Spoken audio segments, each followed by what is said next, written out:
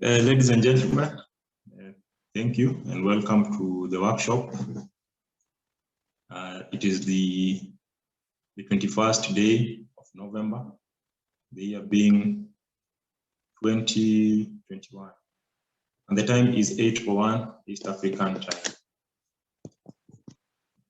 So our discussion today will be the final discussion as far as our running theme has been for the past 3 weeks. This being the third week, to be or not to be an engineer, is it worth being an engineer that is within the context of Kenya?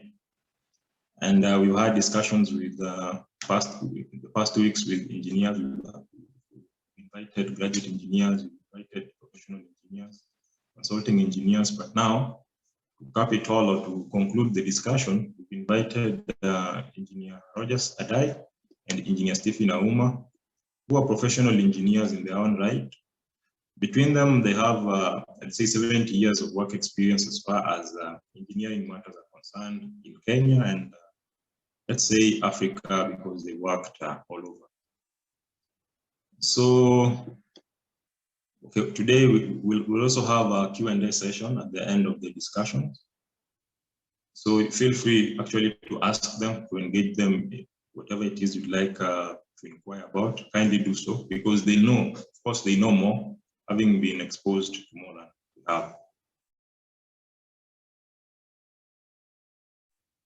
So ladies and gentlemen, let me start by introducing Engineer. Let's have Engineer Adai introduce himself, tell us a little bit about himself, and then we proceed from there.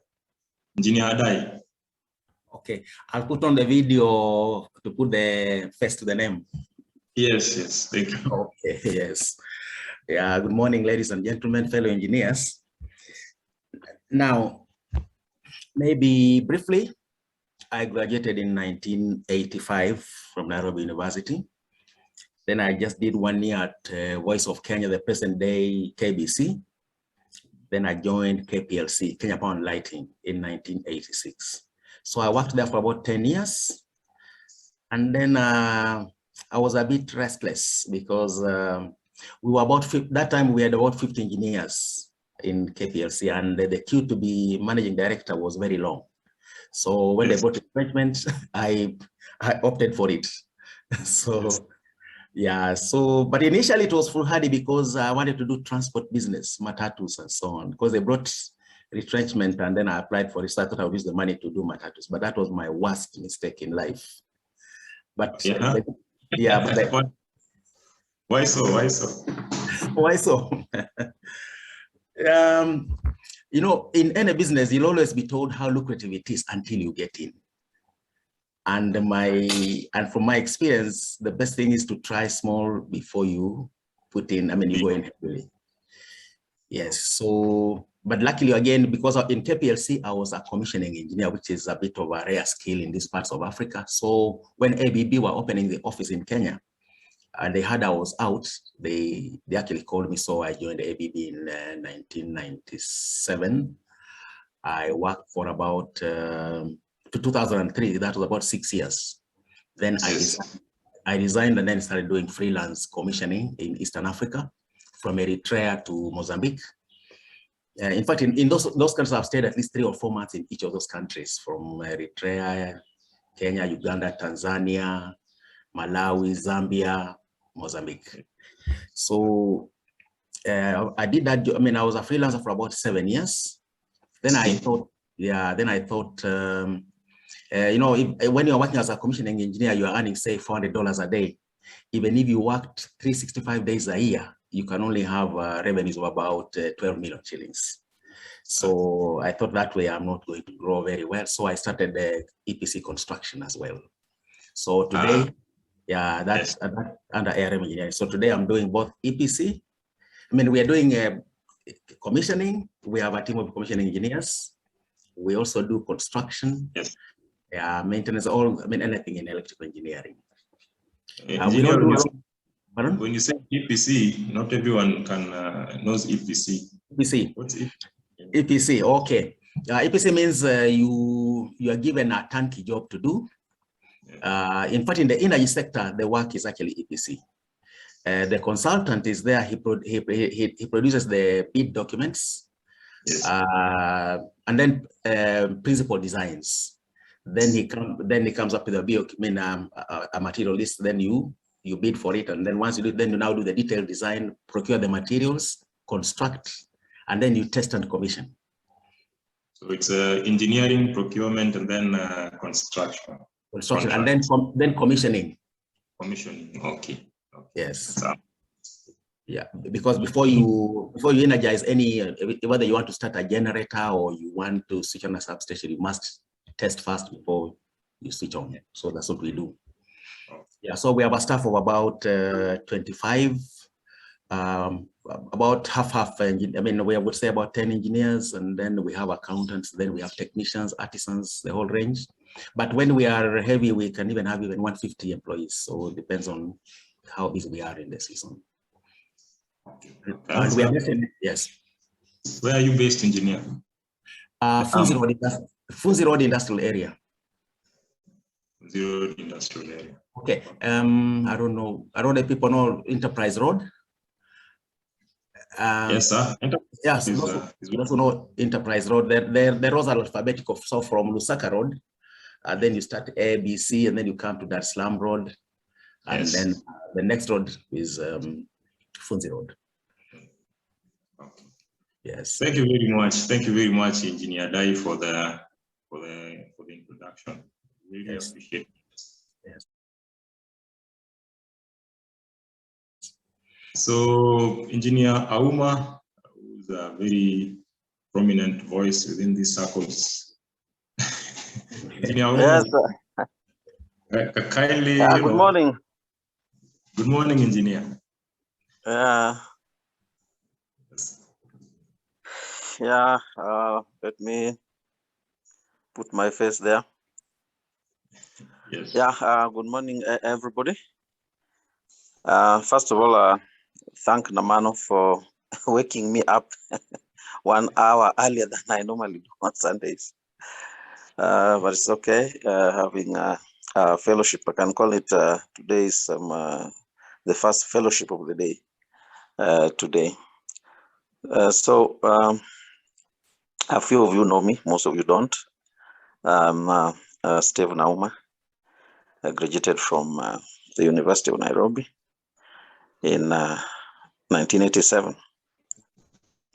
I should have graduated in 1986, but that is a story for another day. I mean, I know some of you have heard of the story. I believe that was when I was giving my biodata during the campaigns in 2020.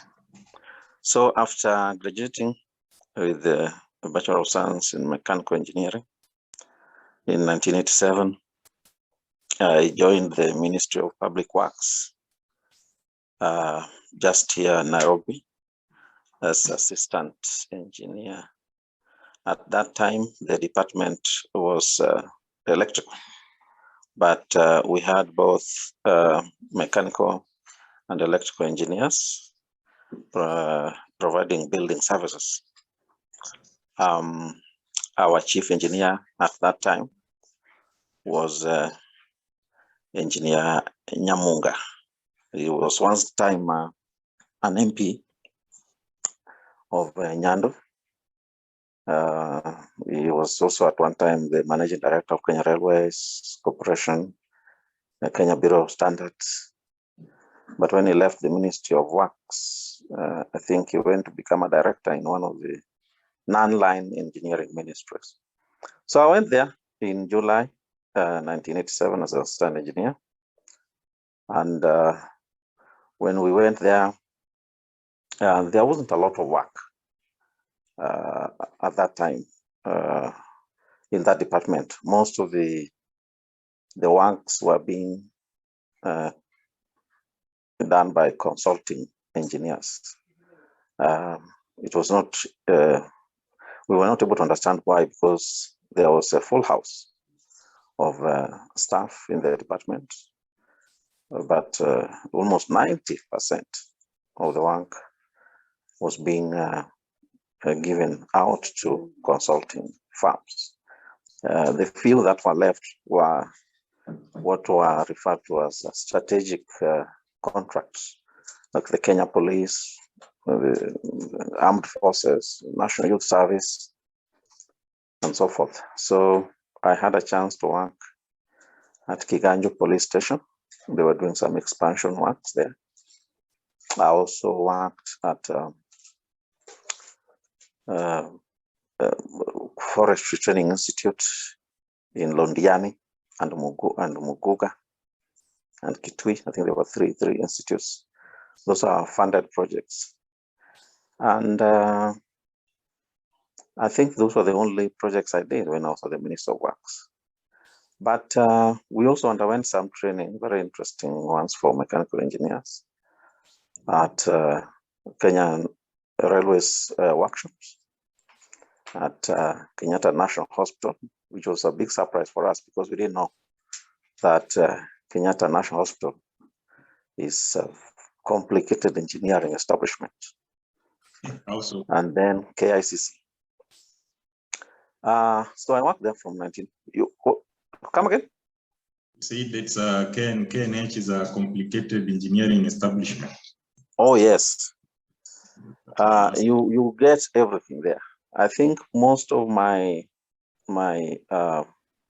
basic training in mechanical engineering, design, maintenance, procurement was gained at Kenyatta National Hospital, because Kenyatta National Hospital is, I think, the largest referring hospital in sub-Saharan Africa after, I think, a certain university in Cape Town. Okay. A hospital in Cape Town.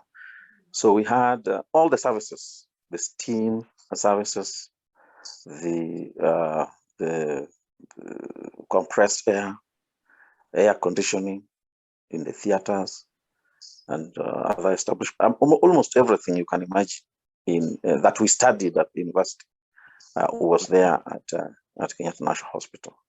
Okay. So I worked there up to 1990. And now the reason why I resigned from Ministry of Works was because most of the time we were idle. Apart from the exciting times we had when we were undergoing training at Kenya Kenya Railway workshops, and Kenyatta National Hospital, and also KICC. KICC is also another interesting establishment for mechanical and electrical engineers. That is Kenyatta International Conference Center. Those ones were very interesting times. The rest were now very idle times for us as young engineers. You know, we wanted to experience what we had studied at the university. Now you just go there, read newspapers, you know, and do politics, gossip, and things like that. Of course, at that time now, there was also the clamor for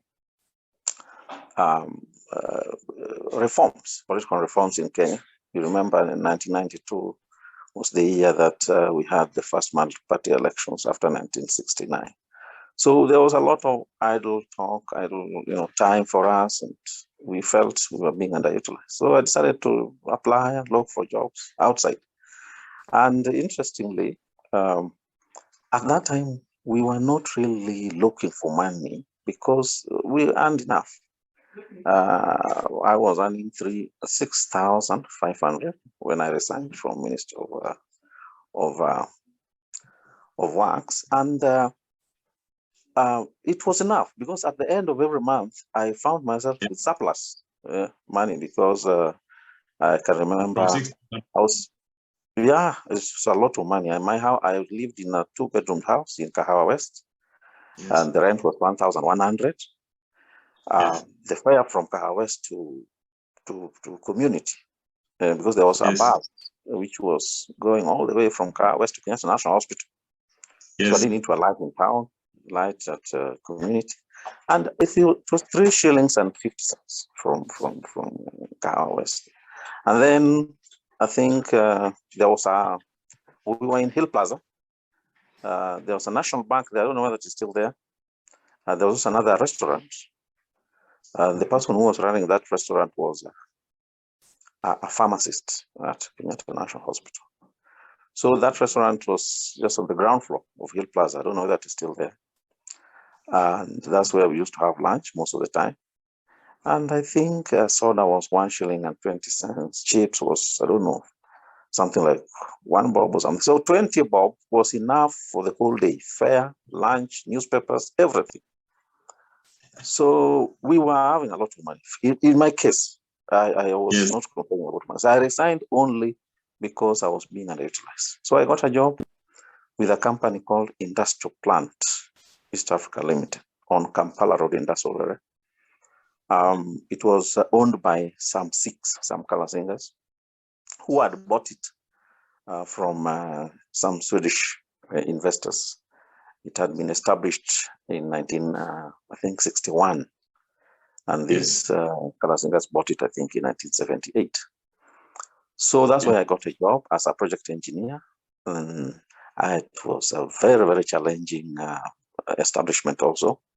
We were fabricating pressure vessels made of stainless steel. At that time, I think we were almost a monopoly in fabrication of pressure vessels. All the fermenting vessels you see in Kenya breweries. And at that time, Kenya breweries, Nairobi, Kisumu breweries, there was a brewery in Kisumu, and also Mombasa. All those outdoor fermenting vessels were fabricated in our workshops at Kampala Road. The tankers, the milk haulage tankers by KCC, that is Kenya Cooperative Creameries. Yes. All those ones were being fabricated in our workshops.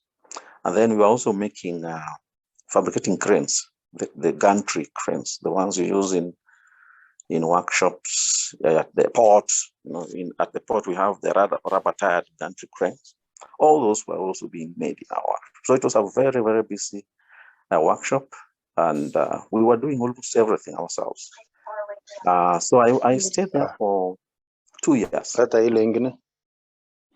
I stayed there from 1990 to 1992. For 2 years, I think 3 years, 2.5 or something like that. So in 92, I resigned from industrial plants. Now, the reason why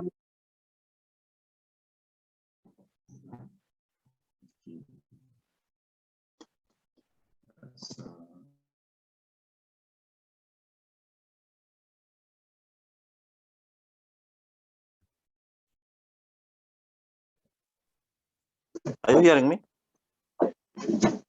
Hello? Namano? Yes, engineer. It seems like I'm being heard, because I was seeing something popping up on my screen. Yes, someone. To unmute myself. It's okay. You can proceed, engineer. I think someone. Okay, thank you. Yeah, so I worked there 1990, 1991, 1992. Yes. And that is now where I learned something on project management. How you conceptualize a project, you prepare a proposal, yes, and you are commissioned to design it, yes, implement it, commissioning, and sometimes run it. Because most of our clients, like let's say Kenya breweries or Coca-Cola, most of these companies that use pressure vessels did not have engineers there. They only know the product that they're using. So they will just come and tell you, we want a product like this. Yes. So can you make it? At that time, there was no internet, there was nothing. Yes. So you start sending telex to various manufacturers of those products to know how they work and so forth. And then from there, you now conceptualize your project, you design it from first principles, because there was nothing to refer. Yes. So that also gave me that ground in project management.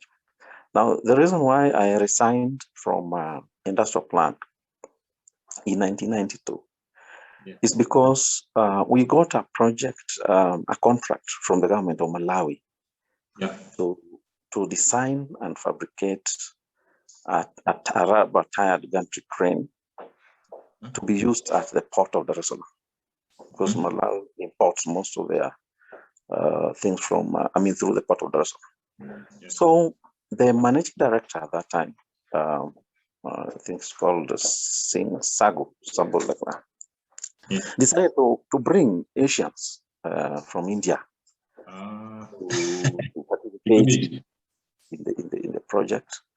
And they came when we had done a lot of work. We had done the conceptualization, we had done the designs, which had been accepted by the government of Malawi. We had, at that time, there was a lot of restriction on imports.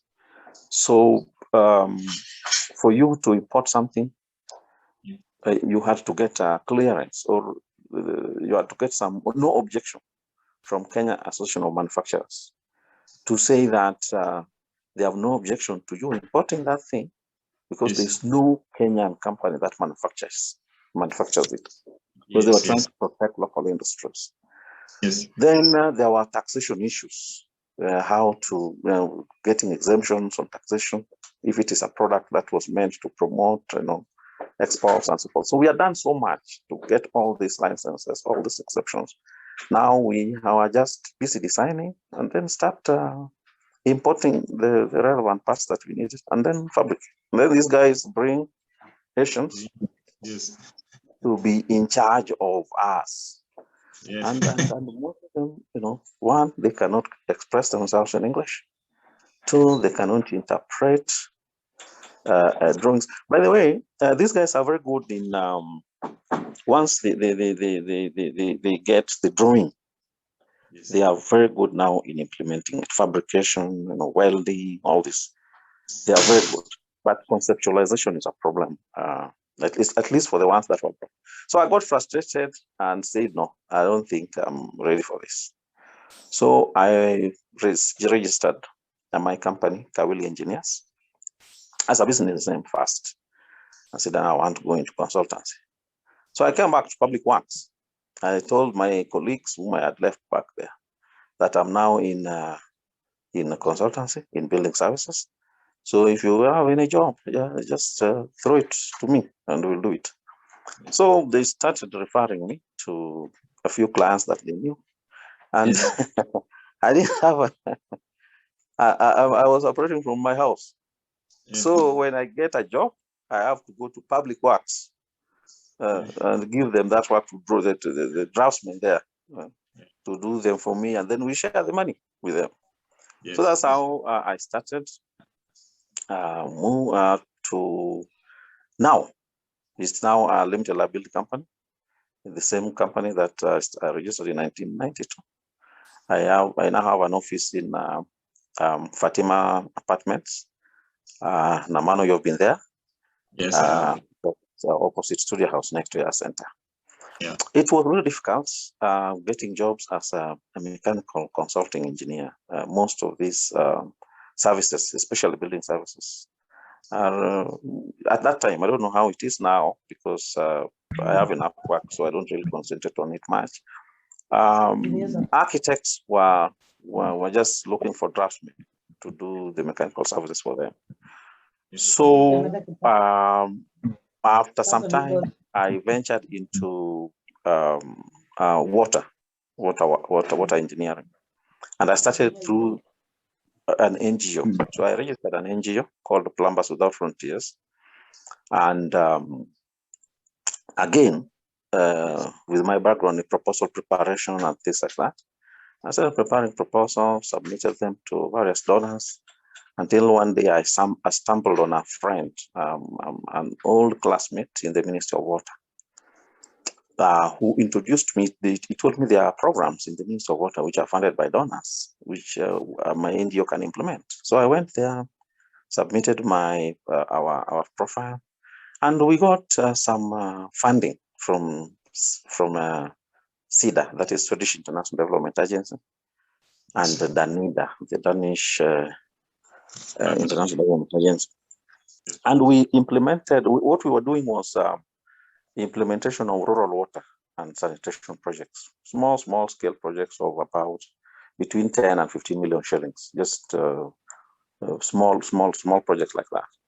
So we prepared proposals, submit them to Danida or SIDA through their coordinating office in the Ministry of Water.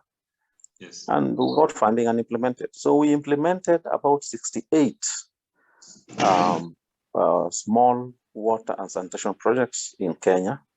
I think we went to every county except Mandera. It's the only county where we did not have an opportunity to implement a project. And the reason why we were not able to venture into Mandera is because there was another NGO there, an Islamic-run NGO, which kind of locked us out of Mandera. They're the ones who are implementing all those projects. But so we have been on like that. And then after in 2008, Yes.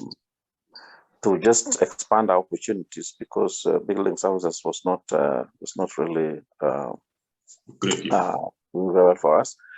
I partnered with a civil engineer, and we registered another consulting firm that is now Quadrant Engineering Consultants Limited. And this one is the one that is doing water projects, drainage, and so forth. So all those three organizations are housed in one small office in Fatima apartment. We are only 6 on permanent basis, but when we get projects, we always outsource. We get more consultants, more staff for that project. But the office is a small one of 6 people.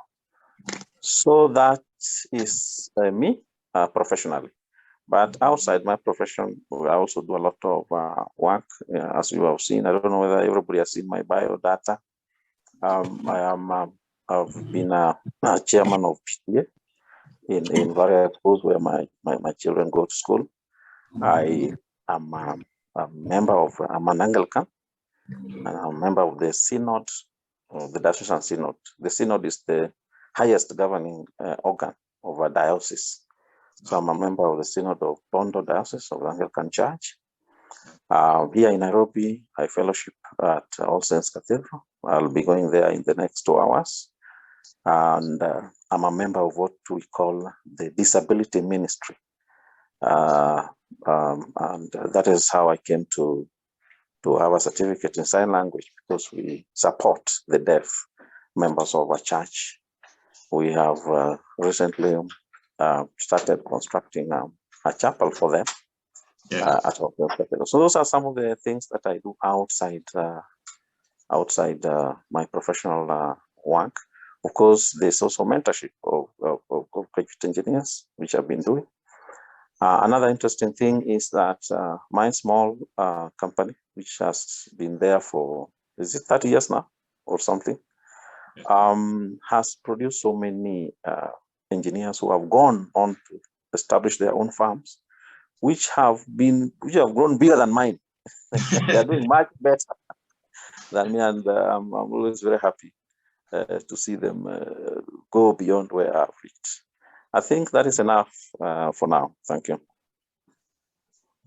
Thank you very much, Engineer Auma, for that introduction. And it's always good for your mentee to surpass you.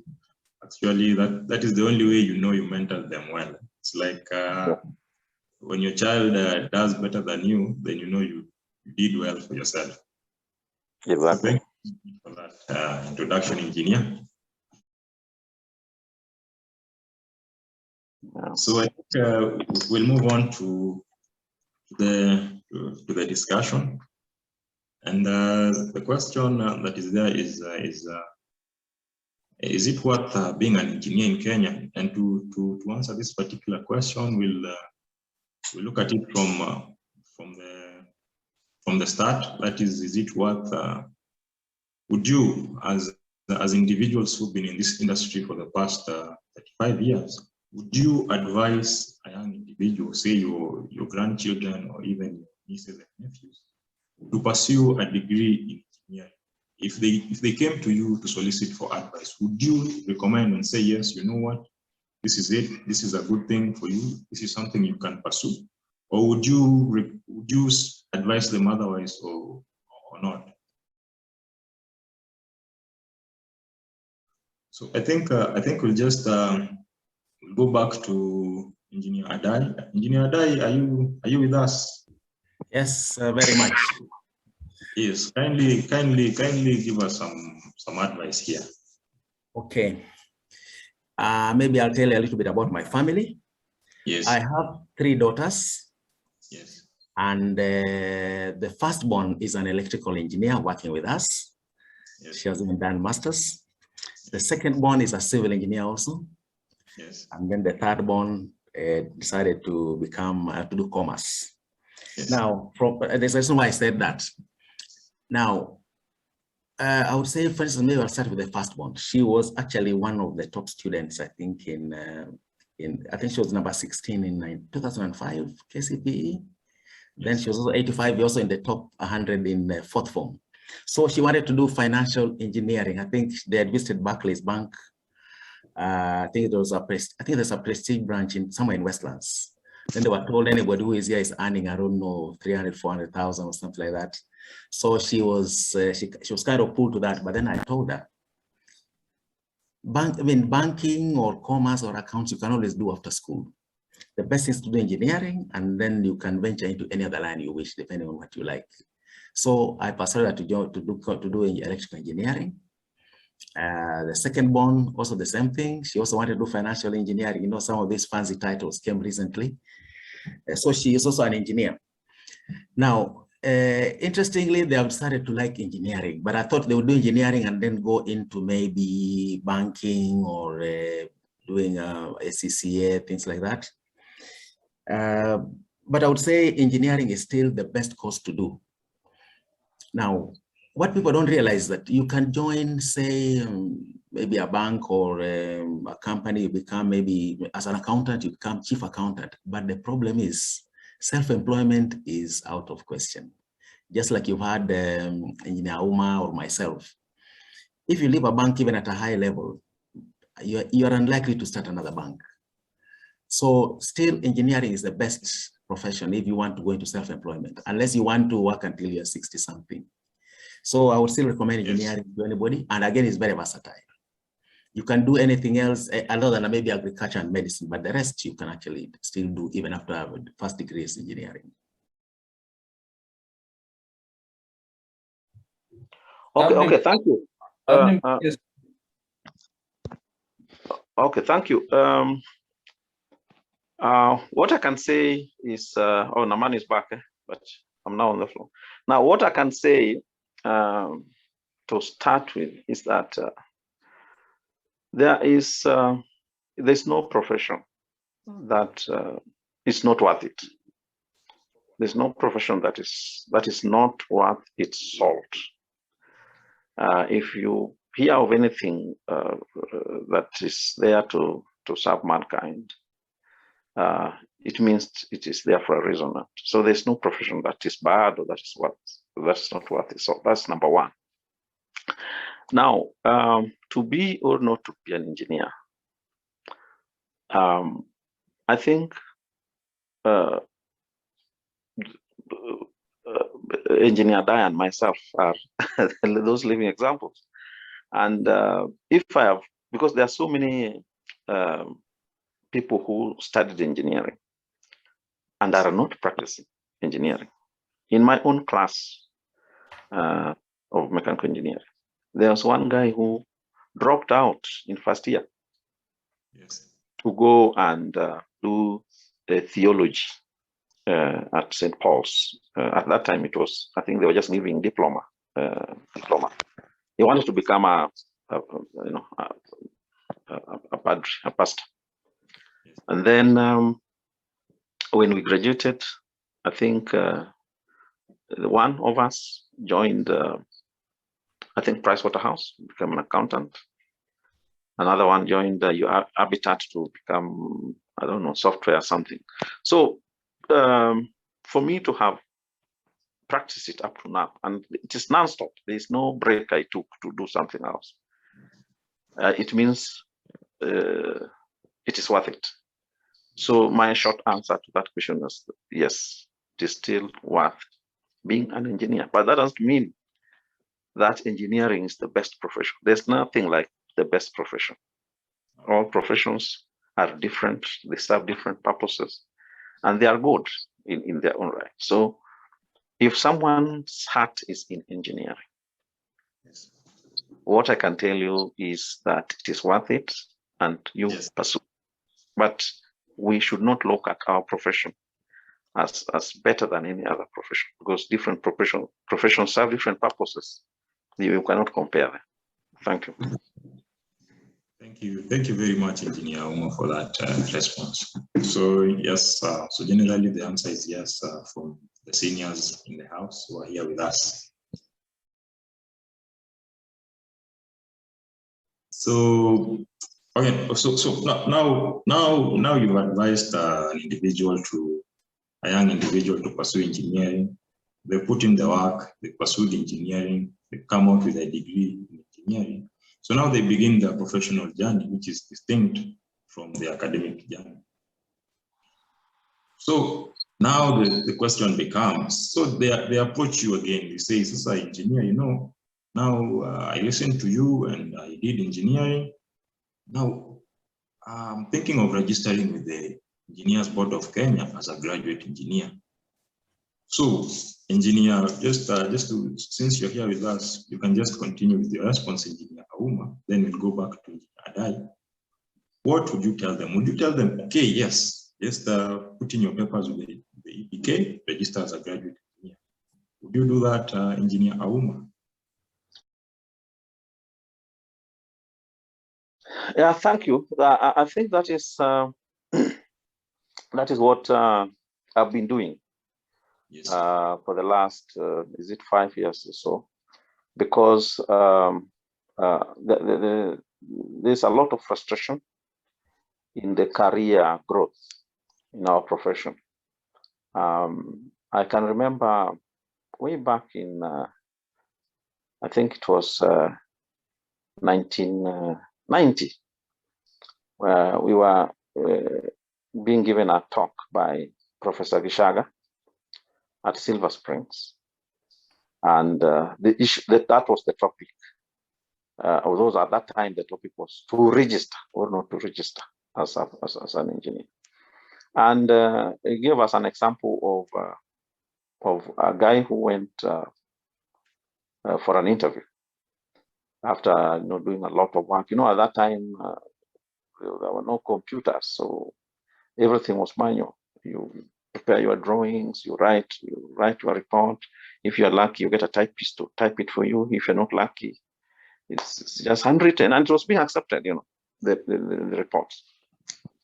So the guy has done so much and appeared before the panel, and then the panel tells him that his drawings are substandard. He has to go and come back with new drawings and so forth. And the guy got annoyed. That was from Gishaga himself telling us. I think it was the chairman of the panel. The guy got fed up and walked out of the room and left his documents there, the drawings, everything, and he said he will not appear there again. So he told us he didn't know where the guy went, whether the guy continued practicing engineering without being registered, or the guy just went and did something else he didn't know. So there are all these frustrations that are there. But I think after you have studied it and graduated, it is only logical for you to practice it, even if you want to do other things in addition to engineering. It is worth pursuing it, and that's what I've been trying to advise most of us who feel that now they don't think it is worth it. I think, Namano, you are one of them. You are a lawyer. You're one of those guys who are giving up, and we talked, and now you are here. Look, here you are. Yes, yeah. Yesterday, I was at a supermarket doing some purchases. And then I called an Uber. And the guy came and got in. He was taking me to my house in the evening. I think it was around 7:30 there. And the guy asked me, I see you are an engineer. I said, yes, I am. Ah, that's good. I'm also an engineer. And that's an Uber driver.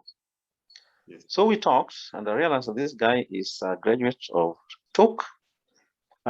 He's working for a certain company somewhere in Two Rivers Mall. And he has gone through some frustrations here and there. but he is still determined to practice. He says in their company, the finance guys earn more money than engineers. And that's why he is doing a taxi business as a side business. Actually, we exchanged contacts. I added him to Transformed IK. And I sent him a link. I don't know whether he has joined. I told him we have a talk today about what is troubling him. And I hope he's in the house. So it is worth it. I think it is worth it. And that is what I believe in. And that's what I spend most of my time in, trying to convince the engineering graduates that it is still worth it. Thank you. Thank you very much, Engineer Auma. So back to you, Engineer Adai. So what do you say? Is it, would you advise, okay, you have the 3 daughters who are already, I believe they are in the practice, but would you now advise your nieces, your nephews to follow the path, register with the EBK as graduate engineers? What do you, Engineer Adai? Okay. Yeah, maybe I'll answer that one the way I'm understanding it. Now, I was registered in 1996. At that time, it was not strict that you register first as a graduate engineer, then you go for the professional interview. Yes. So going by that and the way I've gone through, I feel it's not necessary, or my personal view. I talked to some young engineers and they're being asked to register first of all as graduate engineers for some time, pay, I think, annual subscription. But I wonder what value it adds to. I mean, what EBK, the value EBK adds to the graduate engineers.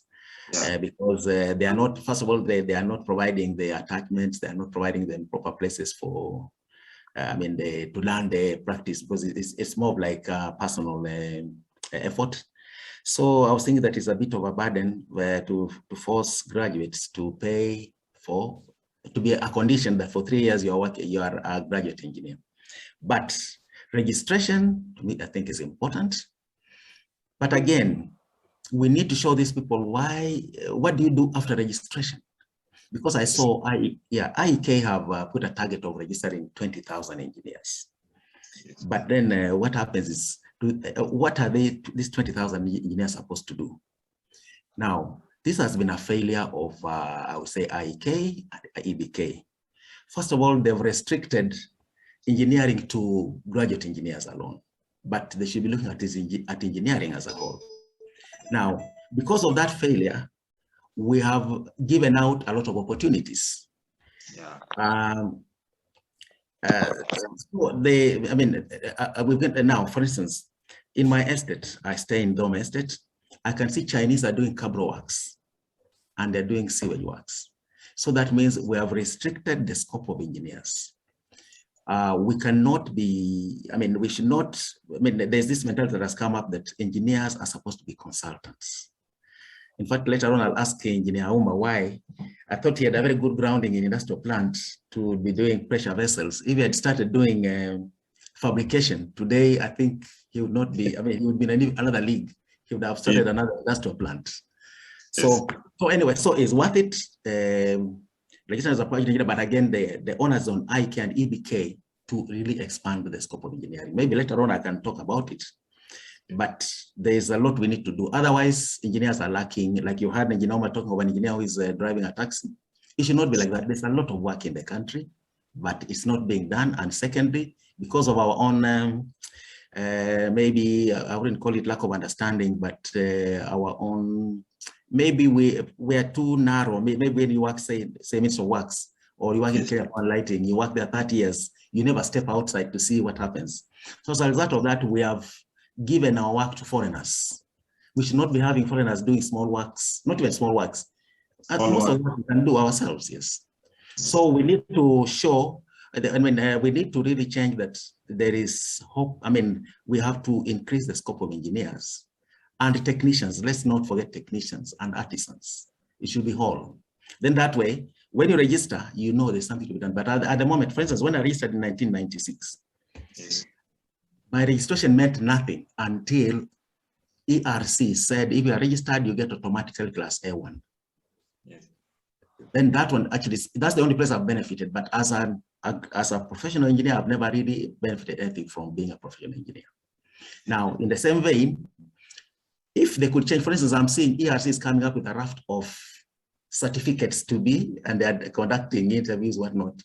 To me, is a bit of a conflict. But if they said, for instance, if you are a registered engineer, then you automatically qualify for all the others, then it's an incentive to get registered. Yeah.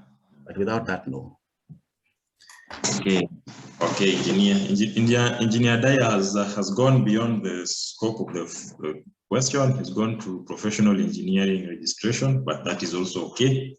So the concern was about graduate engineer registration, and what Engineer Adai has pointed out is that that's actually the law. The Engineers Act 2011 requires one to register as a graduate engineer before they can even be professional engineers, and then you have to register as a graduate engineer and then be a graduate engineer for a minimum of, I think, 3 years in that particular position, working under the supervision of a professional engineer, before you can even make an application to be considered as a professional engineer. At the same time, while you are a graduate engineer, you're supposed to also register with the IEK, the Institution of Engineers of Kenya, as a graduate member. So for you to transition to the class of professional engineer, you need to have been registered as a graduate engineer, number one, having worked under a professional, at least a professional engineer for a period of 3 years and above, that is 2.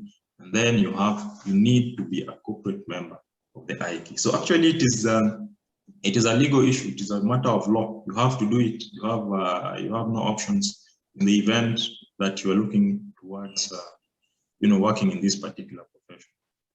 So the question was, is it really worth it? And as Engineer Adai has put it, when you look at it, the internship positions, we need these things to make it worthwhile. The same, I think the same sentiments are shared by Engineer Auma. Engineer Auma actually is also very passionate about graduate engineers. There's the aspect of registration, yes, but now what comes after that? Okay, thank you very much for the responses, Engineer Adai and Engineer Auma. So we move on to the next part of the discussion, and the question is: so an individual has been a graduate engineer. So Engineer Adai, the same young individuals who registered as graduate engineers, they've done the time. They are now corporate members of IK 3 years down the line. Now they come to you and they ask, so engineer, we're looking forward. I'd really like to be a professional engineer like yourself.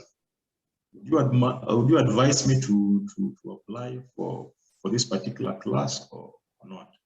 So Engineer Adai, just from where you are, just continue from there, kindly.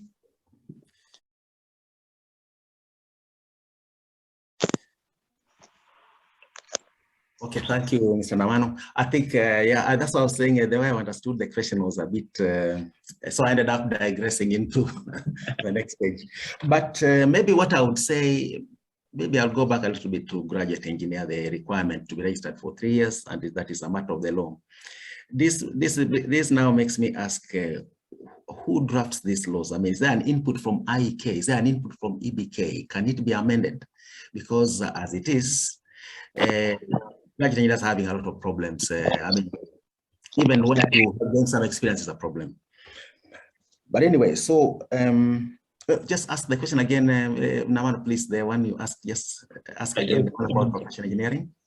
Would you advise an individual who wants to become a professional engineer now to pursue that particular path? Say your daughters, if they are not professional engineers, and then they asked you, would like to be professional engineers like yourself, would you tell them to yes, I mean it's worth it, or would you tell them, it's your lazima? What would you say? Oh yeah, okay, yes, now I get the question. Now, if you look at the Engineers Act of 2011 and even the way I mean, what you've just said about registration and being a professional engineer. Now, if you look at engineering in Kenya, look at a company like, say, Young. Yes.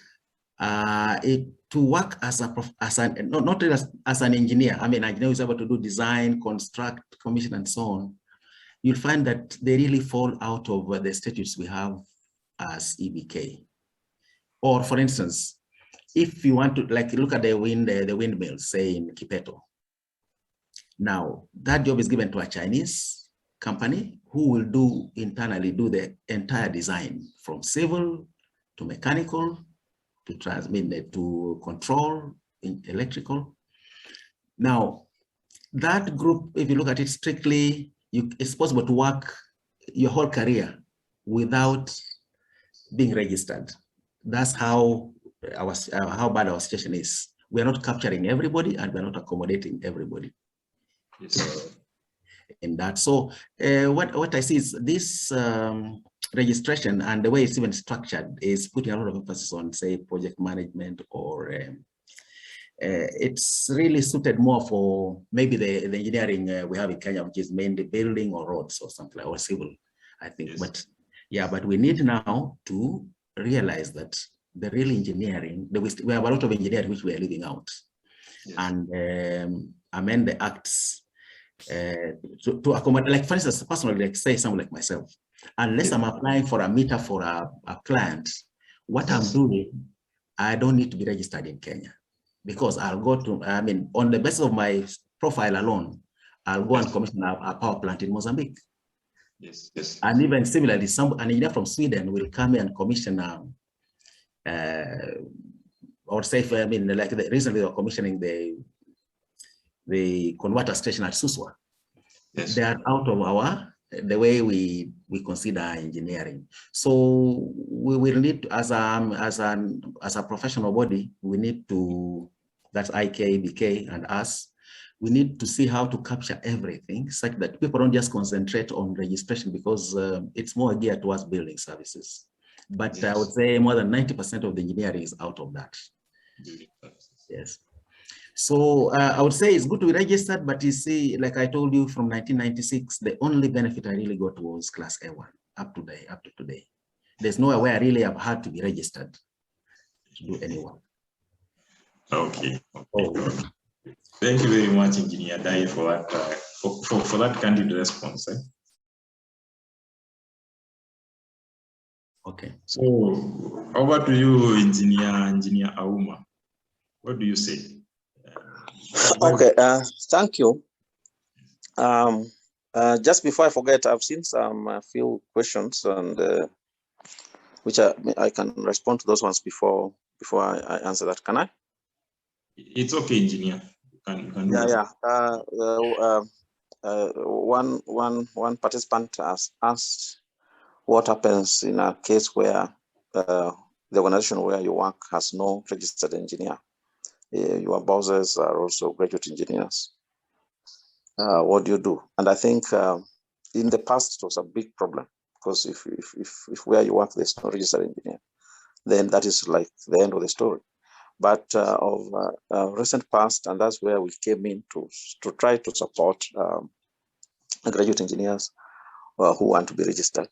That even if where you work there's no registered engineer who can guide you, then you can go out and look for a registered engineer who can mentor you until you get registered.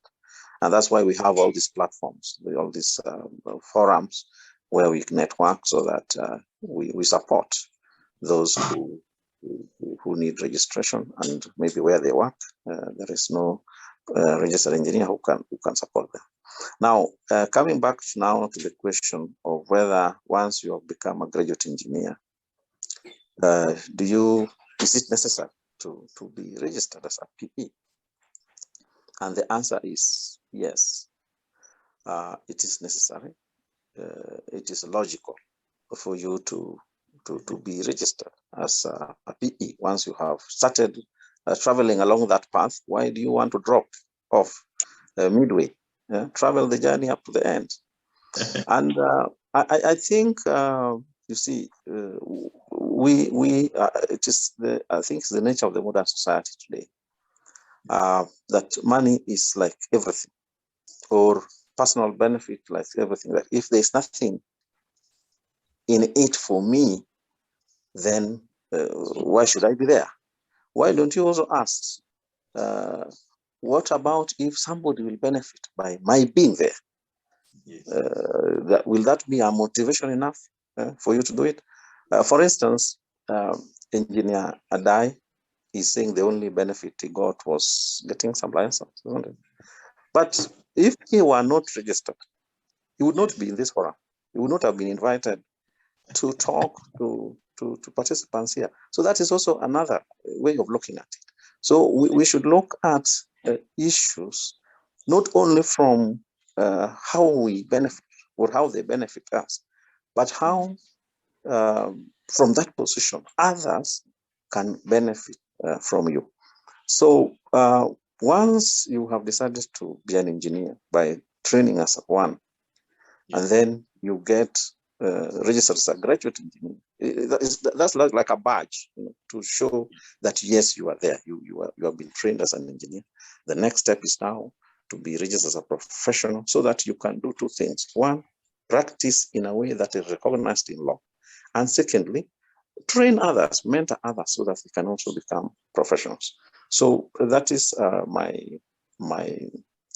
answer. But I agree with Engineer Dai that there's a lot more out there for us as engineers, and all the stakeholders, the EBK, IEK, and us need to work together to expose all these opportunities to engineers, so that they don't only look at those areas, which the traditional or the conventional areas, as the only areas where they can get opportunities. There are a lot of opportunities out there, and we must expand our scope of attention, so that we also take advantage of those other areas that we have not been exposed to before.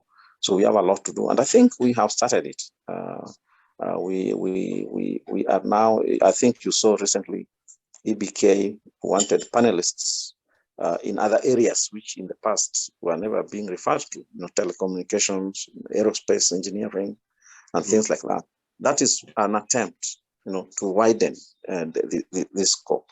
So I think we have started, but we need a lot more. We need to do a lot more, so that we bring in as many engineers as possible into the fold. But you see,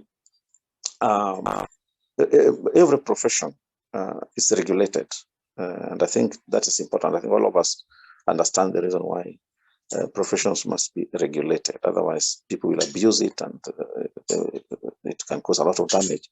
And engineering is one of them. So this process of registration of graduates, then registering as a PE and CE and so forth, is one way of managing that regulatory process. Thank you. Thank you very much. Thank you very much, engineers. Those are two divergent views, but still converging somehow in their own way.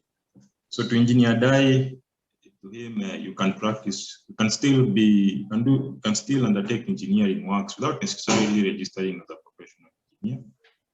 To Engineer Auma, he says it's the logical thing to do is, once you register as a graduate engineer, is to transition to the class of professional engineer.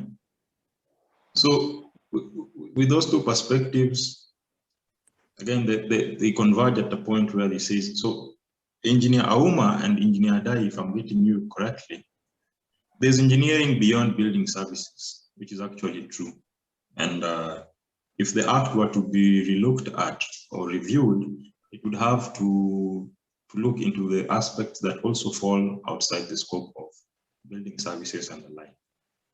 Now, that is well noted and well received. So all in all, I'd say you'd recommend that individuals register for the class of professional engineers, for others, and also for themselves.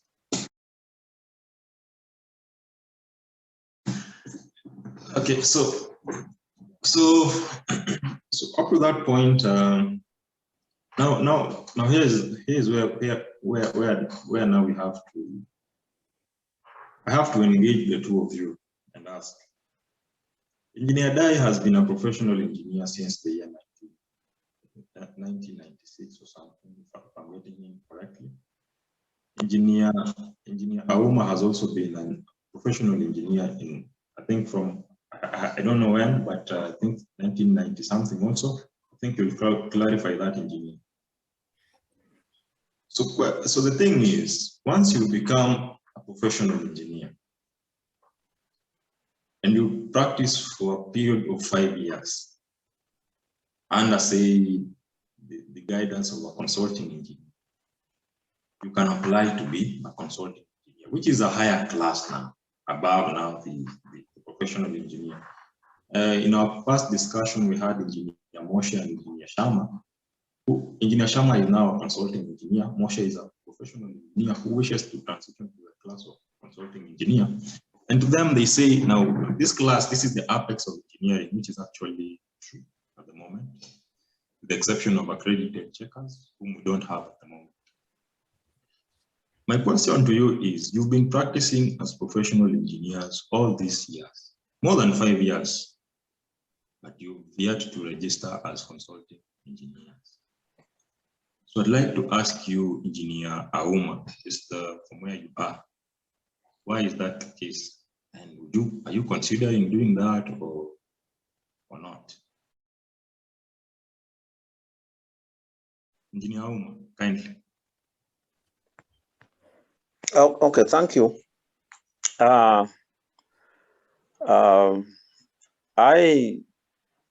aspire to register as a consulting engineer, and I think I'll be able to be one very soon. Now, the reason why it has taken me this long to be a consulting engineer is just because I haven't created time to put my papers together and submit. But it is something which, just as I said, it's a logical thing for me to do as a consulting engineer. But at this stage now, I don't think it is now compulsory for anyone to be a consulting engineer.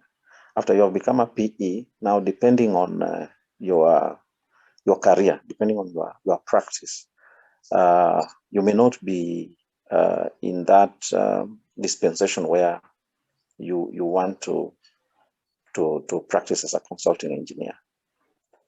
But I think it is still advisable for anyone, whether you are in consultancy, you are in construction, or any other field. It is still advisable to go to the next level of becoming a consulting engineer. And the reason why I'm saying it is advisable is because once you have practiced for all these years, you can still be a consultant in one way or the other. And it is better if that opportunity comes, you are prepared, you have all the credentials for that. So I think, and now it requires very little effort to become a consulting engineer, very, very little actually. So I would advise that those who are PEs and are still in this practice of engineering should go ahead and become consulting engineers. There are so many PEs who are now doing completely different things. There are PEs who are in banking completely. There are PEs who are actually practicing as auditors, finance auditors. You know, they have done CPA and they are auditors. And that's now their life right now. But they are PEs. So for such people, there might be less incentive to be a consulting engineer, and probably they may not even meet the requirements. If probably for the last 10 years they've just been doing financial auditing. So, the short answer to your question is, I've just not created time to put my papers together to submit them so that I can be considered as a consulting engineer. Otherwise, there's no good reason why it has taken me this long. But it is something which is now I'm on and I think by next year also, I think I should be a consulting engineer. Thank you. Thank you very much, Engineer Auma. So over to you, Engineer Adai. Why are you not a consulting engineer? Okay, what I would say is, one, there's nothing wrong in getting an extra academic paper or professional paper because you never know where you'll need it. Yes. So right now I've applied to be a professional engineer, although I tried it 2 years ago. And the referees I went to told me I cannot be accepted because I'm a contractor. So they refused to sign for me. So when I talked to Engineer Rosalind Ambassi, then she told me, no, just apply. Because the reason is, my argument was, suppose Kenya wants to contract China to build an aircraft. Now, can you get Boeing to come and supervise the Chinese? Boeing are contractors because they also make aircraft, but they can supervise. So they'll be working the role of a consultant. So is that reasoning before? So later on I have applied now, and when I face the board is where maybe we'll see how to expand that definition of consulting engineer. But in reality, really, so far in my line, I've not had a reason to look for that application, because we do consulting outside in the power industry. I mean, consulting is really, I mean, you see, our line is like, it's difficult to define where consulting ends and where construction starts. Yes, I mean, they're kind of like matched together because as a contractor, you do the design, you also do the commissioning, you also check the response on the system, we do the simulations. So it's in the context of EBK and professional engineer, I mean, consulting engineer is not really been, because when we do drawings, it's they're approved within the industry, within the user or so it's not really coming, but like I said, it doesn't hurt to get an extra paper, so I've gone for it now. Then just to say something about, I see a remark on the chat window where somebody's saying EBK doesn't audit foreign firms and contractors, but the reality is, without these companies which come here like you can see the expressway being built. These are really specialized, specialized engineering, and you can only know it if you are part of the actual construction, not coming there in the morning to check, have you finished this, or let's do crash one cube. No, even the actual, you see where even the placement of the crawler crane is engineering in itself. Yes. You have to do it where it's most effective. You have to produce a drawing for it. Yes. So if you really work inside, you'll see how much engineering is going on, even in the actual construction. So I would say we are not trying to build, in fact, right now, I would say it's not just Kenya, but almost all African countries. We are never going to build that capacity because we are not involved in the actual hands-on work. So until we do it, we'll continue having these contractors coming here. We cannot really do it. So in short, getting an extra paper is nothing wrong, but again, we have to look at, like you summarized correctly, EBK, IK, and us, we need to come up on how to amend the act to capture all engineering. Okay, thank you very much. Actually, on top of that, I think there's an amendment. There's a bill that is now doing rounds in Parliament to amend the Engineers Act. I think Dolo is aware of that. He shared something to that effect a while back. To bring in, for the Engineers Act to include technologists, technicians, and artisans. At the moment, we have engineers on their own, and then you have the technologists, technicians on the other hand. We bring all this on board, and then as the amendments are being discussed, it would be good, as you said, we also include to have a more inclusive approach, to bring in more players, to consider engineering beyond the building services, and I really appreciate that particular view. Now, now, if I may ask, you said there's a bill going to Parliament now. Are you able to hear me? Okay. Yes, we are hearing you. You are hearing Yes. you. Yes. Now, in fact, I like Namano. You said I noticed you wanted to. You have joined. You are practicing law on the side like an arbitrator, and I've undergone a number of arbitrations, and what I've come to realize, lawyers cannot understand commercial issues or project issues. Yes. Yes. Oh yeah. So now, in the same vein, I'm wondering who drafts these laws. I not during the IK conference, I saw a lot of talk about engineers to become politicians to try to get us into the public limelight. But my opinion is, who drafts these laws? Are they lawyers or engineers? Because lawyers can just put it in legal language, but the real content should come from engineers. True. So actually, it's us to actually produce what we want. Then the lawyers can just put it in a format. They give you a check. Is it really capturing everything? So in fact, the best place to, because parliamentarians cannot amend those parts. They won't understand them. Yes. But it's us to put in the correct content. So going into politics, I mean, maybe I'm digressing again, will not help us much. It's the actual content, the real gravy should be from us.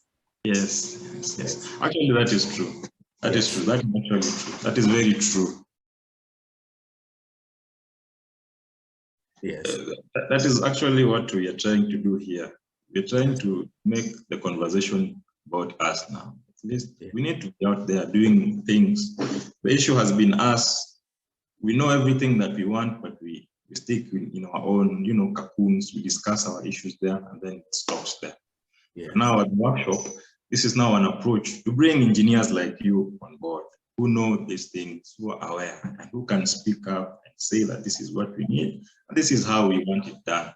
That is actually why we are here. Thank you very much for that particular group. Thank you. So now we've seen the engineers. There's also the issue of accredited checkers, but I think we'll go into that at some later day or some other time in future. But today we'll stop the discussion at that, and I'll open the floor to questions from the participants who are here. I know you have questions for our seniors. Kindly, if you do, just unmute yourself and ask the question, and then the engineers are here, they'll respond. Thank you very much.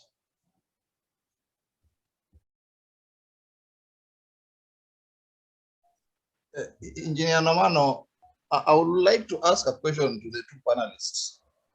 Yes, kindly do. Proceed, engineer. And I know that the issue of to register is not a problem. It's part of the law, and no one is against it. And I want to ask Engineer Auma first. Engineer Auma, now that the courses that are producing engineering, we are producing a lot of mechanical engineers and that kind of field, more than the courses that are there in universities are more compared to civil, yet we don't see these people coming back to register, and even the rate of the registration and the numbers out there is so small. So what do you think we are doing wrong that we need to fix now that apart from being required to be a graduate and pay those subscriptions, yet that graduate has not given any value? How do we fix that so that now going forward, now we look at it not just as a matter of having a paper, but a matter of how can we ensure that these guys have the requisite experience and are attached to the right people? So that one is for Engineer Stephen Auma. For Engineer Adai, how can we improve our situation on the areas that we are not given an opportunity to create these laws? We are not brought on table as engineers. Just some few engineers somewhere there, they just go and create their things, then they go and pass. The same way they've put us in the mess by removing technologies and technicians. The fraternity was not involved. So how do we push for that change so that next time when things are being done, our comments are taken with a bit of strength, not lightly, not just some few individuals who think that they can control the engineering. So I want you to answer me on that one. How do we go about changing that so that we don't fall again on the same problems?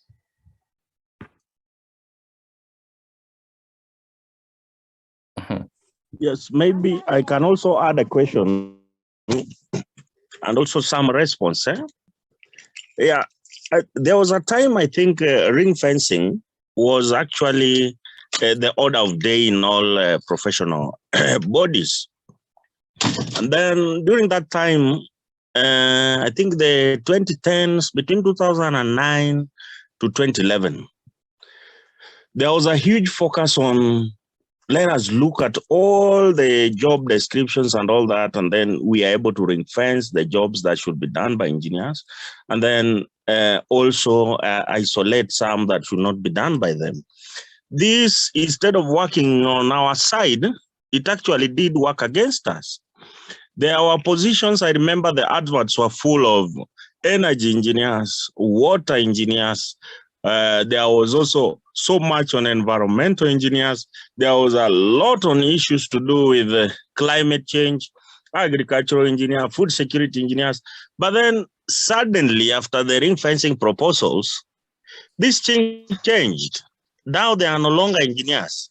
They are now wash specialists, wash experts, energy specialists, energy experts.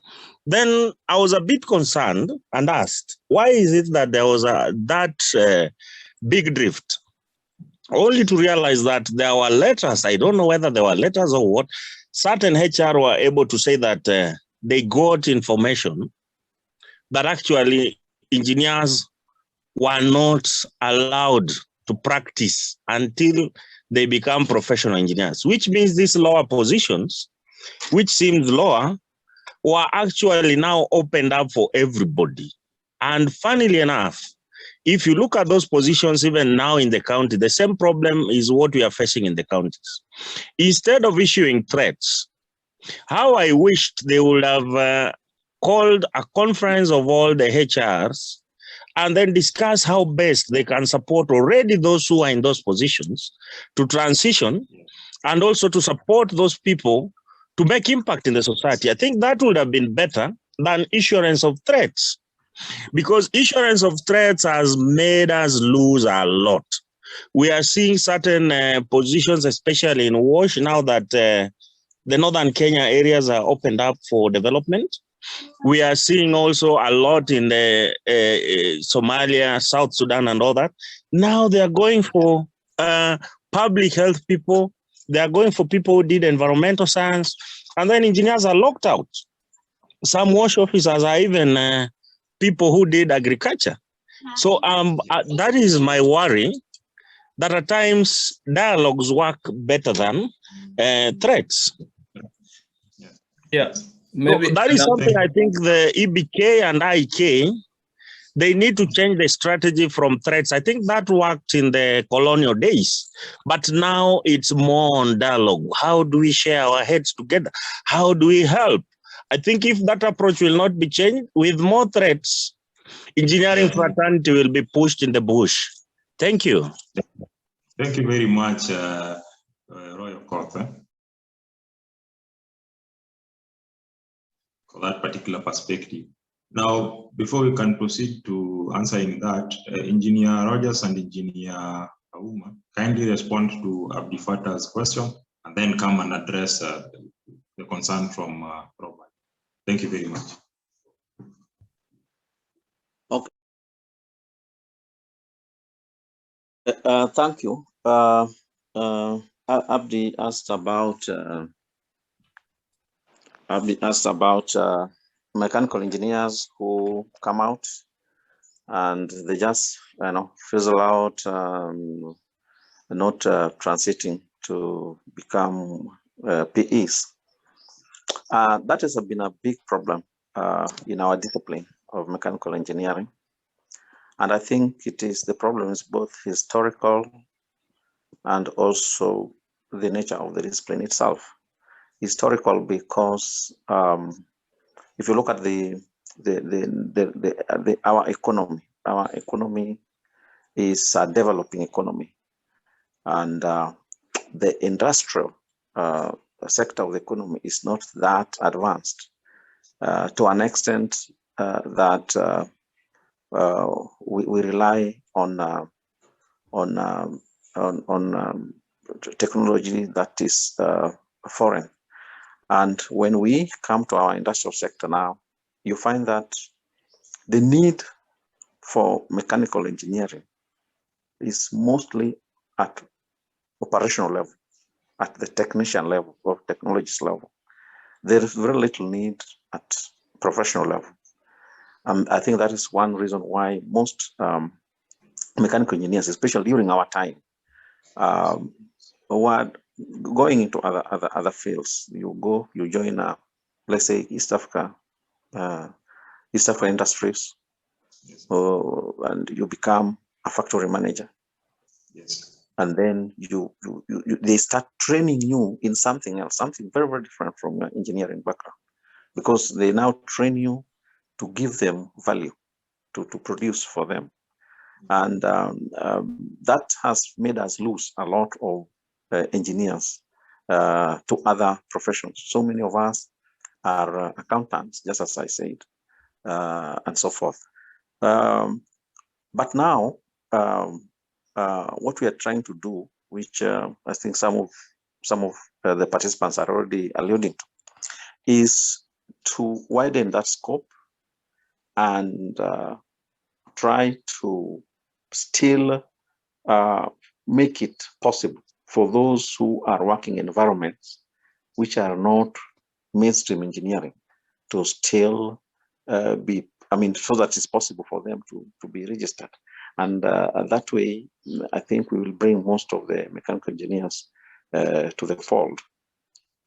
And of course, most of these things depend on personal initiative, because even where you are as a factory manager or as a section head, you can still come out and get a niche for yourself and get registered. I think we did that with some of us. For instance, a case I have is our first VP, Engineer Lucy Wanjiko. She was in an area which was really not in line with her training. But we worked together with her and found that there was actually a lot of mechanical engineering in what she was doing.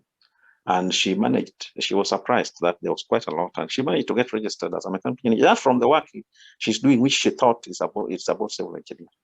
So we are trying to do that. We're trying to just create awareness amongst mechanical engineers so that they know that wherever they are, they can still be registered. I don't know whether I can comment on the others or later, Namano. Let us hear from Engineer Adai, and then we come back to you comment on Roy's issue. Engineer Adai. Okay, in fact, the questions were many, but let me just see what I picked up. Now, somebody asked, why are engineers being sidelined in, I would say, society, or our impact is not felt in the country?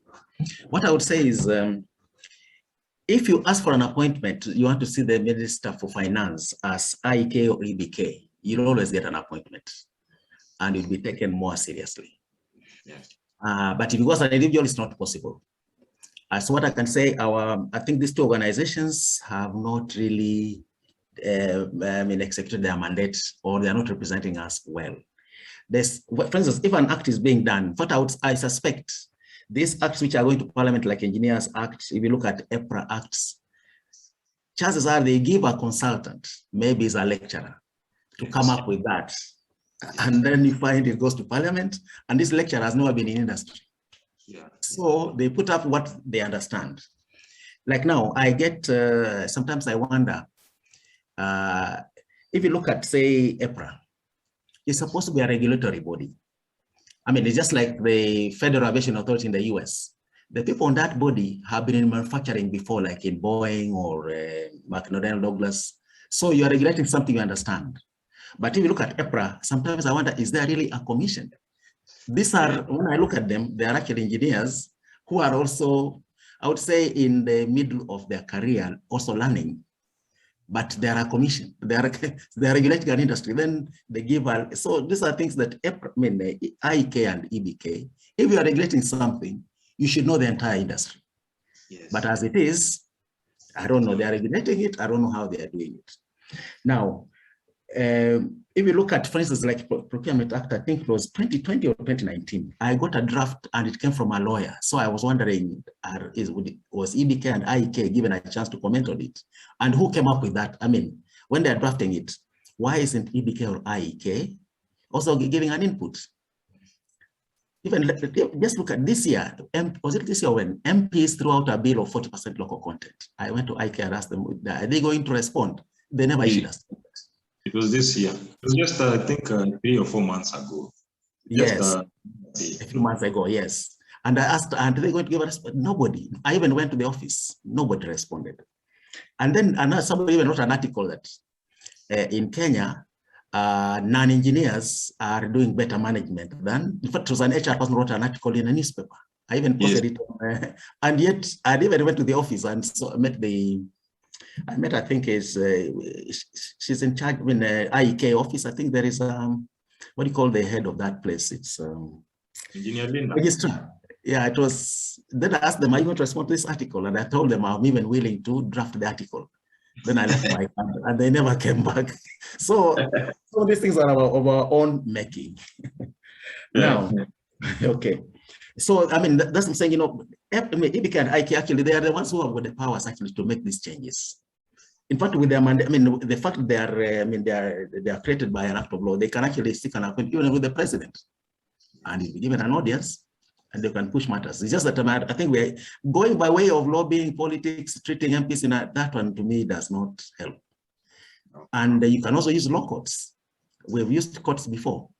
I mean, I'm treasurer of the Energy Sector Contractors Association, and we made some really landmark rulings, although we lost them again this year because the trouble is it costs a lot to file those cases, and we were doing it as volunteers. We were just getting donations. In fact, we were just 6 of us, and they call it changering money, you know, collecting money among ourselves. But see, we cannot keep on doing that. It's a lot. I mean, a case is like 4 million shillings, and you cannot keep on sacrificing us. And so we gave up because it's like we're fighting Kenyans versus Kenyans. The engineers who are in permanent employment in KPLC or wherever, you find you're fighting them. So anyway, so then okay, let me leave, that will be a long story now. Let me go to another one of mechanical engineers. In fact, I want to repeat this question. I would like to repeat this question to Engineer Auma. He'll answer when he comes. You worked with industrial plants and you were doing fabrication, but you opted to become a consultant. I would like just to understand why you chose that line and not the first line. Then number 3, the issue of why mechanical engineers fizzle out. If you look at our sugar industries, most of the engineers are mechanical. And when Mumias was in receivership recently, I wondered why aren't engineers, whether electrical or mechanical or civil, who are working, why aren't they the receiver managers? You have one accountant, Mr. Rao, who moves from Ramisi, wherever there's a receivership, he goes, he makes a deal with his colleagues. And yet we had people running those plants who are mechanical. Why aren't they receiver managers? Yes. It's something to look at, because because the scope of engineering is wide. Okay, so that's just myself. If I missed something, maybe later on somebody can raise the question again. That's okay, Engineer. So Yes. over to you, Engineer Auma. Kindly, over to you, Engineer Auma. Can you respond to? Yeah. Thank you. On the act, why I think Abdi asked about this issue of engineers being separated from technologists through different acts of parliament. I think this was politics. Yeah, it was politics, and it was being pushed by people who did not take enough time to think of the outcome, of the consequences of their action. I think Roy talked about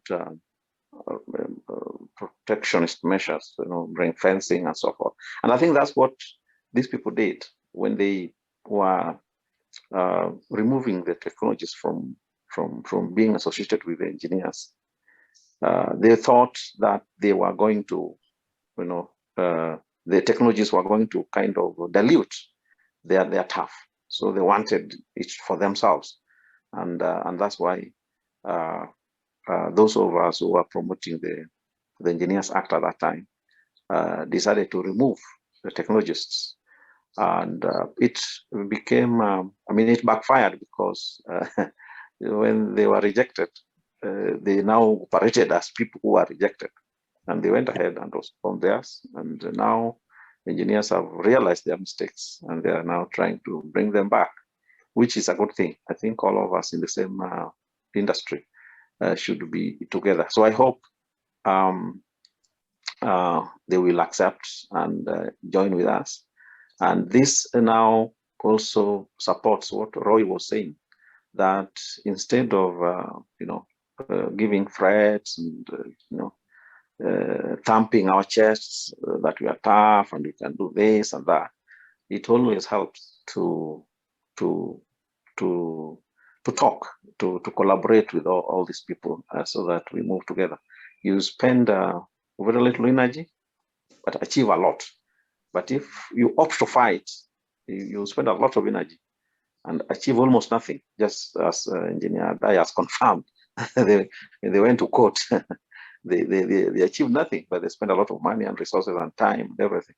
So what helps is talking. We have to talk with everybody who is working in the same profession as ourselves and see how we can build each other.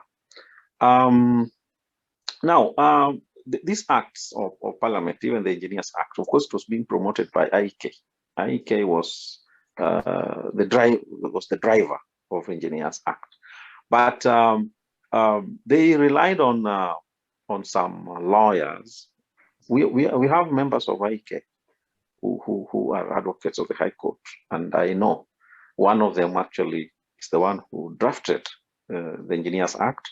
Of course, the act itself was taken through a lot of reviews until it was eventually enacted. So there was a lot of input from engineers, but most of them were acting or participating from the position of, from a defensive position. And I think that's why we ended up with the act the way it did. The other issue was why I did not, after resigning from industrial plant, why I went into consulting. The reason why I went into consulting, remember I told you that after I registered my firm, I actually used to work from Hill Plaza. That is where I used to operate from. Move from my house, go there, do my work, get it printed from there, and things like that. It was because of resources. I didn't have enough resources to have a workshop to do the kind of thing that we were doing at industrial plant. What we were doing at industrial plant is something which needs a lot of planning, because you need to partner with so many people. You cannot do it as an engineer alone. You have to partner with so many people who can bring resources, who can invest, who can partner with you in building up the company, which at that time I could not do. So that's why I went into consulting. It was basically because I didn't have the resources to do what industrial plant was doing. I don't know whether I've addressed everything. Things like WASH, for instance, Roy was talking about why everybody else is doing WASH. WASH is an acronym for water, sanitation, and health. So, it is a whole lot of things. When you talk about water, you have engineers, you have hydrologists, you have meteorologists. When you talk about sanitation, now you even have public health people, sanitation and health. So it is, everybody feels that he's an expert in WASH. And that's why sometimes engineers are overshadowed by these other people from other disciplines. So somebody can call himself a WASH specialist, but is a public health officer, or is yeah, a public health officer, and he feels that he is rightfully there because of the health aspect of WASH. So it boils down to what Engineer Gumbo told us at the conference, claiming our space. We need to also develop capacity in those areas, just as Engineer Adai is saying that we are not participating in some of these factors. When we talk about something like arbitration, for instance, you find that 90% of arbitrators are lawyers. Even construction disputes are being arbitrated by lawyers. Why? Because we have very few engineers who are practicing as arbitrators. So we need to get into this area so that when there are disputes in construction, we get engineers as adjudicators or as arbitrators. So we really have to go out of our conventional space into this other area. I think that's why the other professionals are doing us. We have been complaining that infrastructure agencies are being given to non-engineers. It is because the engineers do not meet the requirements. Yes. After you have had a degree in engineering, you think that is all. And yet, in those positions, you need to have some, training in accounts, some training in management, some training in law, and things like that. And these other guys always go for higher degrees in those other areas. So we need to do that also, so that we are competitive. Thank you. Thank you. Thank you very much, Engineer Auma, for that response. So I believe the questions are answered. So we'll take a question from Dolo, and I think I saw a hand up from Diego. So kindly, Dolo, kindly ask your question. My question is to Senior Auma. We have had a situation whereby we keep on fighting each other. There's this in-house fighting amongst ourselves, engineers at IK and EBK and all that. It seems we are not able to have our own boardroom meetings, fight there and come out laughing and as united front in public. I'll give a good example. We met, there are cases that are in court about engineers having maybe have received a bribe or something. If you find a lawyer in that kind of a scenario, you'll see how lawyers will come out behind the person. We have an engineer right now who is actually a member of parliament today. And we might say that, yes, he had problems with the law and something else, but his problems could have literally started when there was a drum up from the background whereby they wanted him to, you cannot be a GE and be a director in a parastatals or something like that. So how do we then fight for our younger generation? Right now, Engineer Auma graduated in '87. I think at that time, some of us were maybe 2 years, 3 years old. Yeah, I believe Abdi was not even born yet. So there are things there are things that if we don't do our boardroom fighting where we remove Mashati and do everything and come out in a united front like the lawyers, the nurses, then we are not going to go anywhere. So my question is simple. What is the old generation doing to ensure that you kind of do ring fencing properly around engineering profession? And by engineering profession, I don't mean only those who are registered by EBK. I mean everybody who is practicing under engineering and technology field. Thank you. Okay, now the next, before you can respond to that, Engineer Auma, Diego, are you still with us? Yes, I'm with you. I posted my question in the chat box. Yes. Maybe I can repeat it. It was directed to Engineer Adai. Yeah. I know that he's a prolific chess player, so he can be able to see opponents' moves. So my question is, what moves should we as engineers make in order to grow the profession, to move from a point of complaining about how it's run to a point where we would be proud of the profession. Okay, thank you very much, Yago. So we begin with you, Engineer. The question directed to you, Engineer Auma. I think that the questions are more the same, but to you, Engineer Auma, kindly respond to those. Thank you. Oh, okay, thank you.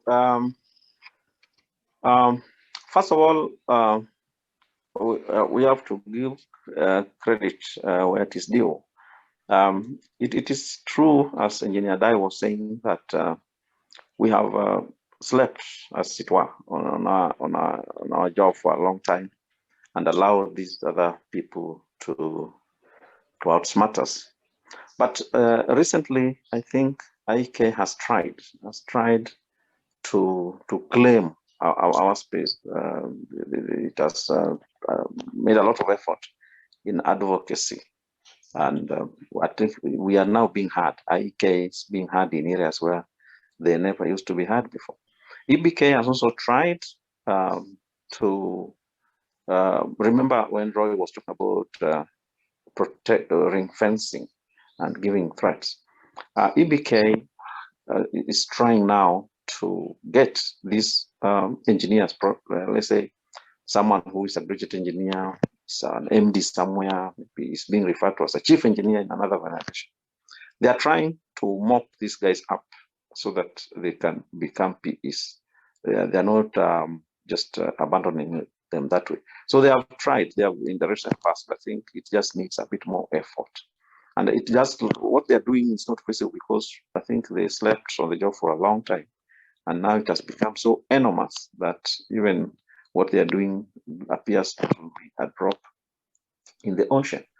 But now coming back to the infighting, if I may call it that way. I think some of us have been fighting for this for a long time, fighting for tolerance. We have been fighting for accommodation. We have been fighting for inclusion. Because if you, for instance, dismiss graduate engineers as people who are not entitled to certain things, if you dismiss people who are not trained along the traditional disciplines of civil, mechanical, electrical, and agricultural engineering as people who are not engineers, then what you're trying to do is to divide us. You know, you are promoting exclusiveness, which is always negative.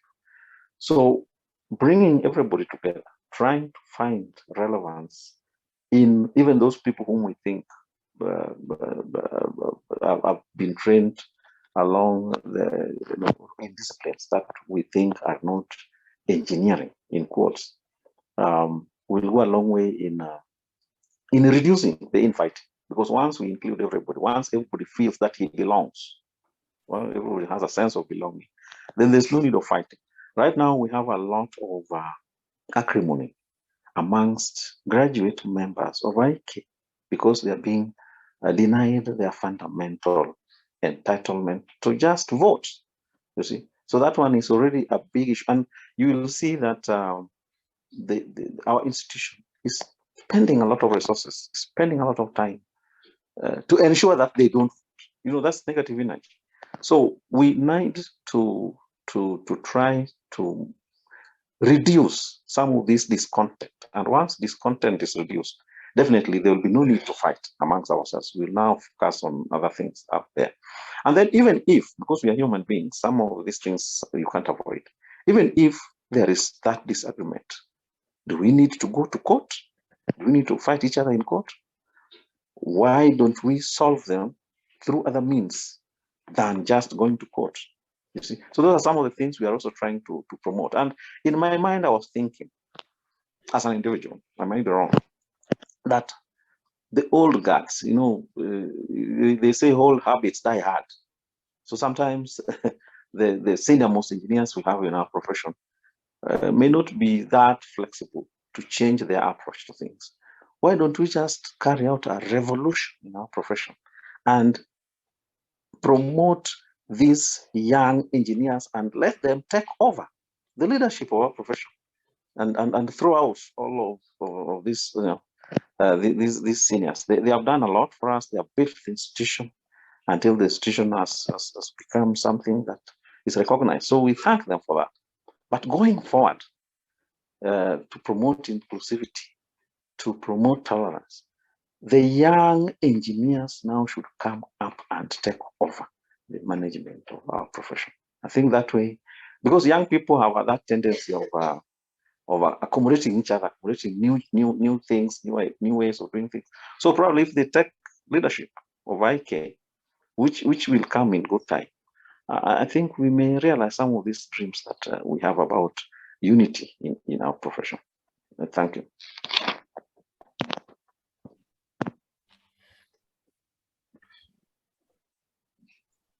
Ndolo unmute. Ndolo unmute. Thank you very much for that, Engineer Auma. I believe the young engineers who are here, you've heard, maybe it could be time for you to take over the institutions if you want the reforms that you desire.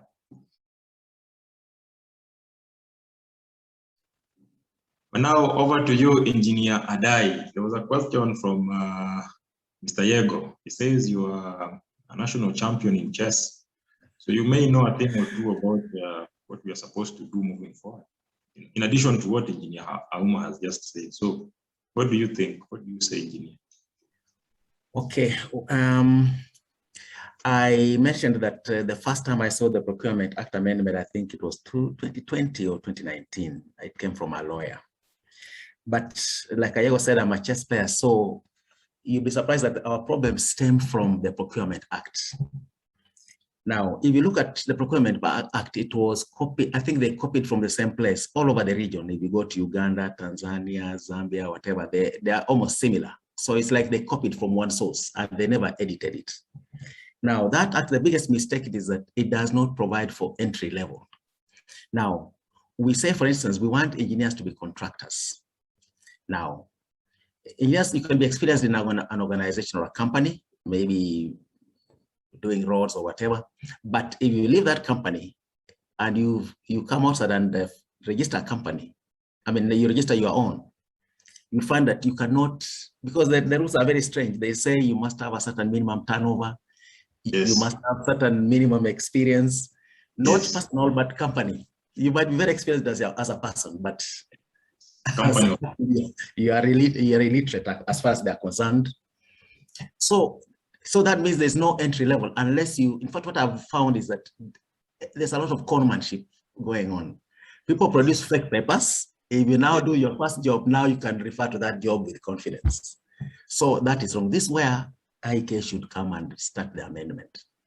Then that way, an engineer who works maybe 2-3 years and is now going to get some experience can actually leave. In fact, this thing of people staying in employment up to 60. I mean, you should just get into employment, work for maybe 10-15 years, you're only at 35. You should leave and create room at the bottom. But people stick. In fact, that's where the problem comes again. Our own engineers also are too conservative. You cannot be going to the office Monday, Tuesday, up to Friday. Saturday, you go for a wedding. Sunday, you go to church, and Monday, you're back to the office. Yes. So when you are doing, preparing the tender document, then you say, oh, you must have a turnover of, say, 1 billion for the last 5 years average. And yet you don't have interest to find out this economy, can you generate that kind of turnover? So even our own guys who prepare the bids are a problem, our own engineers actually. So it should start first, it should start from the amendment of the procurement. And that can only be done by IK and BK because they can actually, they have the mandate to speak on behalf of professionals. So that's where we should start from. And then number two is the people who are preparing the bids. I mean, the documents. They're the ones who can make engineers start doing construction. In fact, without that change, there's no way an engineer can leave today and go and start a company and start working. You saw I asked Auma, and he said he didn't have the money. Yes. And it's just because the requirements, even to do some jobs, you find you don't, as much as he was working in industrial plant and managing big projects, but when you start a new company, it doesn't qualify. Yes, yes, yes. And people fear financing. By the way, if you have a job, financing is not a problem at all. Never be conned that, never be cheated that these consortium companies have money. They rely on the money from the client. In fact, project managers are given bonuses based on positive cash flow. So a company cannot finance a job. So if it comes to financing, that we can let maybe in another session, I could explain how it works. You don't need money. So long as you have a contract from a reputable organization and you put in the safeguards, financing is not a problem. Now, the other thing is, recently we had an issue. I did attend, and then they introduced a clause like you must paginate the document. Then out of say 200 pages, there's one page we didn't put. So we were disqualified on those grounds. Technically. Technicality, yeah. So then I asked in PPR, this public procurement, I think oversight authority, I think they changed the name. I don't know why they keep changing names because does the work change? I don't know. Now I asked, is there anybody from IEK or EBK on that board? Because when I had to ask them, they told me, no, the previous, I think there's like the one who makes the rulings, there's a new person there. The previous, something like pagination would not be an issue. But the new team says, no, that's an issue. So it's like something very simple. We need to amend the evaluations to be qualitative. It should give more powers to the professionals rather than a lawyer who says your bid bond is short by 1 day, then you are disqualified. That one should be put aside and we have the real substance of the job, because the issue is not about filling a good bid document, but do you have the right qualifications to do the job? So this where amendments, these things have to be amended and cannot be done by pressure from say IEK or EBK. But I think they are asleep on the job. So to Mr. Ego, there are many things you can change. I remember when I joined the profession in when I joined ABB in 2000, I think it was 1999. We used to have an engineering manager. I remember we did a job with ABB Norway in Sumbawanga. It was taking power from Mbale in Zambia to Tanzania. And they had an engineering manager. Now, that engineering manager could actually order any equipment without having to consult anybody. But in our setup, or even Africans, the way we've adopted, if you are the engineer, you'll only say, they'll tell you now, bring the specs, take to procurement department. Then you wait. Then the smart guys will go and look for it, then tell you now, we have brought it for you. But it was not like that in that time. The users had the powers. So this is why IEK and EBK have to find a way to bring back the powers. It's only through this method that we can get engineers into construction. And if you look at the biggest, I would say a company like H Young in Kenya is one of the biggest in Kenya. It was started by an engineer. These other companies which are purportedly doing engineering and they're owned by accountants, they'll never grow to those levels. The CEO is the one who determines the strategic direction of any company. So this is something, this is what we need to start from, to bring engineers into, otherwise we'll never compete the Chinese. They'll come and do another expressway even 30 years from now. Yeah, so we have to start from there. So in short, Shego, we have to bring engineers into, and we start by amending the Procurement Act. We need to have influence in PPRA so that even their rulings need to change. So that we bring more quality. It should be more qualitative than technical, technicalities, and then bring more legal people, accountants into. Issues like turnover should be done away with. If a bank is financing you, what has got last year's turnover to do with the financing you're receiving this year? And somehow they believe it's an issue that is financial. It's not financial muscle. You can have a turnover which was loss-making. Yes. Yeah, so these are things that need to change. Then even with time, we can also, even the banks need to change. You'll find a bank and say, if you have an invoice more than 90 days, it's unlikely to be paid. But in our sector, if it's 90 days, then you're about to be paid. It is the opposite. So there are things like that which we have to fight, but it has to change from Procurement Act. So yeah, I think that's my answer. Okay, thank you. Thank you very much, Engineer Adai. Yes. So I believe we've done 2 straight hours. Engineer Auma has to go to church. As a Sunday school children waiting for him to do that. I believe also Engineer Adai has to attend to a thing or two before Sunday. This Sunday is concluded. And I know we all have questions. That is why the workshop is here for you. just we'll keep on inviting guests like Adai, Auma, and they'll be on board. They'll keep on responding to the concerns and questions as we try to find a solution or a way forward for our professional engineers and to have an influence in our society itself. So I know you have questions. I can still see hands from individuals here, but you have to forgive me. We have to bring the session to its conclusion for this particular day. Thank you very much, Engineer Adai. Thank you very much, Engineer Auma, for taking the time to be here with us. Thank you very much, Pastor guests. I've seen Dolo, I've seen Howard. Thank you very much for being here. Thank you for making the time, those who are present with us here, for making the time to participate in the conversation for us. And we have to conclude this particular session of discussion here, and we look forward to another session this coming week. Thank you very much, ladies and gentlemen, and have a blessed day. Thank you. Yes.